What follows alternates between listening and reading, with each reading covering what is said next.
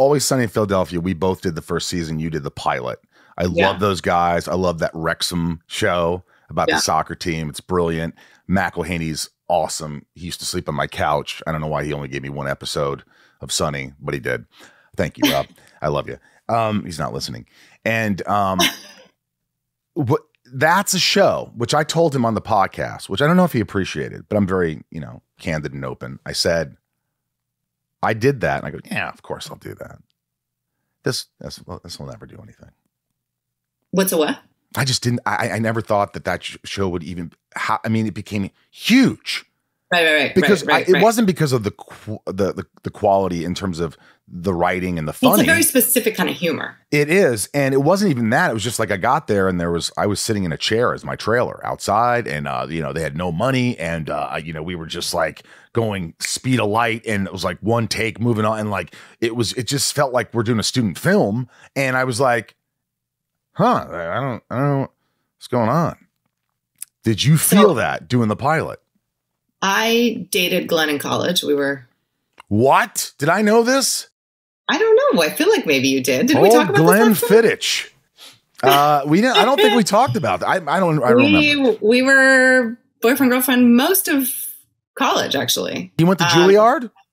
Yeah.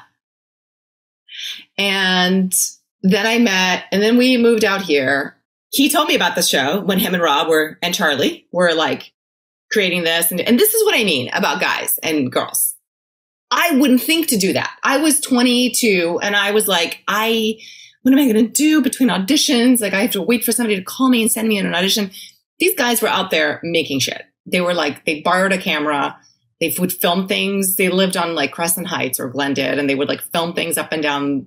And I was like, what a bunch of losers, like, but they're being creative. They're using their smarts. Why not? Why can't they do that? Right? Like, I just did not give myself the permission, and they did, and they did it. And I'm like, I think that's awesome. That was such a huge lesson to me, watching them go through that process. So I was not even in the pilot. I was in the, what would you call it? The pre-pilot. Like they shot something. Sizzle? Sizzle, whatever. They shot a pilot themselves to show it to 3 Arts to go, hey, will you help us produce this thing? And then they remade the pilot, and I couldn't do it.